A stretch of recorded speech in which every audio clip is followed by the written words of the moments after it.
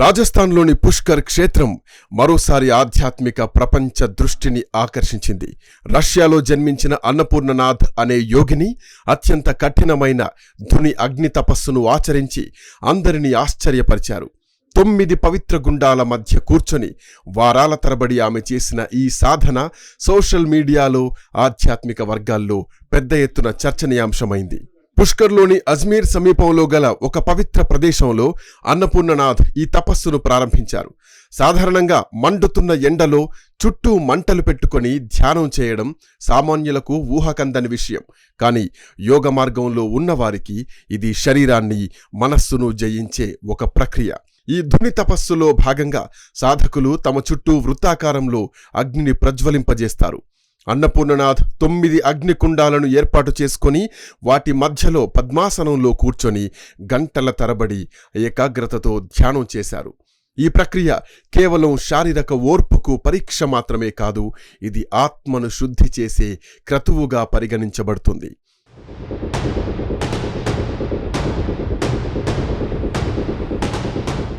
భారతీయ యోగ సాంప్రదాయంలో తపస్సు అనే పదానికి వేడి లేదా కాల్చడం అని అర్థం. ధుని అగ్ని తపస్సు అనేది నాథ్ సాంప్రదాయానికి చెందిన అత్యంత ప్రాచీనమైన, కఠినమైన సాధన.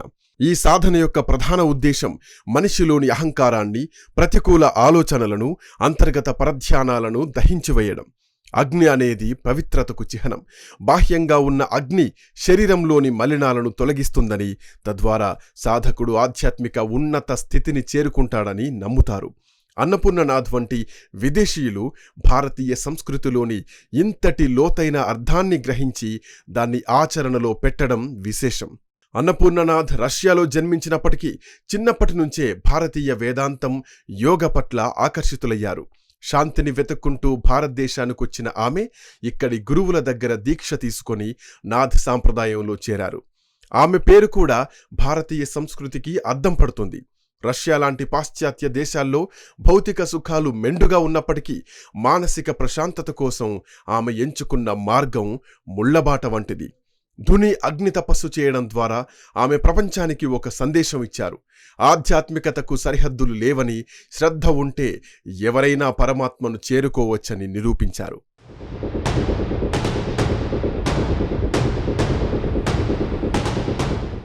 ప్రధాని నరేంద్ర మోదీ తరచుగా తన ప్రసంగాల్లో సనాతన ధర్మం యొక్క గొప్పతనాన్ని, భారతీయ సంస్కృతి యొక్క మూలాలను ప్రస్తావిస్తూ ఉంటారు. సనాతన ధర్మం అనేది కేవలం ఒక మతం కాదు, అది ఒక జీవన విధానమని ఆయన చెబుతూ ఉంటారు. వసుదైక కుటుంబం అనే భావన మన సంస్కృతిలో అంతర్లీనంగా ఉంది. అన్నపూర్ణనాథ్ వంటి వారు విదేశాల నుంచి ఇక్కడికొచ్చి మన పద్ధతుల్ని అనుసరించడం మన దేశ సంస్కృతికున్న విశ్వజనీనతను చాటి చెబుతోంది. యోగా, ధ్యానం, ఆయుర్వేదం వంటివి నేడు ప్రపంచవ్యాప్తంగా గుర్తింపు పొందడానికి కారణం వాటిలోని శాస్త్రీయత, ఆధ్యాత్మిక లోతు. ఈ తపస్సు కేవలం భౌతికంగా వేడిని భరించడం మాత్రమే కాదు. యోగశాస్త్రం ప్రకారం మన శరీరంలో పంచభూతాలుంటాయి. అందులో అగ్ని ఒకటి.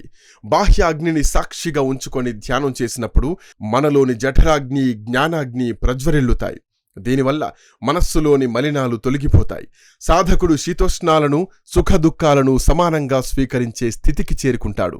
అన్నపూర్ణనాథ్ ఈ కఠినమైన మార్గాన్ని ఎంచుకోవడం వెనుక ఉన్న ఉద్దేశం లోక కళ్యాణం, వ్యక్తిగత ఆధ్యాత్మిక పరివర్తన.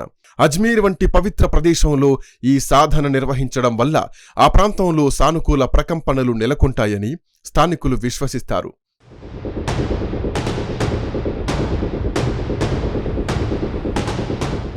ఈ ఘటనపై స్థానిక ప్రజలు, యాత్రికులు ఆశ్చర్యం వ్యక్తం చేస్తున్నారు. ఒక విదేశీ మహిళ ఇంతటి కఠినమైన వ్రతాన్ని ఆచరించడం చూసి చాలామంది ఆమెకు పాదాభివందనం చేస్తున్నారు.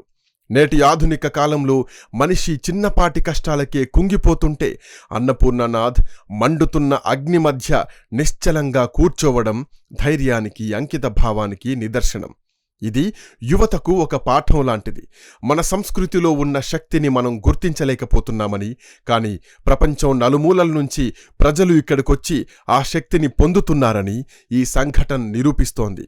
భారతదేశం ఎప్పుడూ ఆధ్యాత్మికతకు పుట్టినిల్లు. ఇక్కడి గడ్డపై ఎంతోమంది మహర్షులు, యోగులు తపస్సు చేసి జ్ఞానాన్ని పొందారు. అన్నపూర్ణనాథ్ చేసిన ఈ ధుని అగ్ని తపస్సు ఆ పురాతన సంప్రదాయానికి కొనసాగింపు మాత్రమే. ప్రధాని మోదీ అన్నట్లుగా మన సంస్కృతి మూలాలను మనం గౌరవించుకోవాలి, వాటిని కాపాడుకోవాలి. విదేశీయులు మన ధర్మాన్ని ఎంతగా ప్రేమిస్తున్నప్పుడు భారతీయులుగా మనం మన వారసత్వాన్ని మరింతగా గర్వంగా చాటాలి.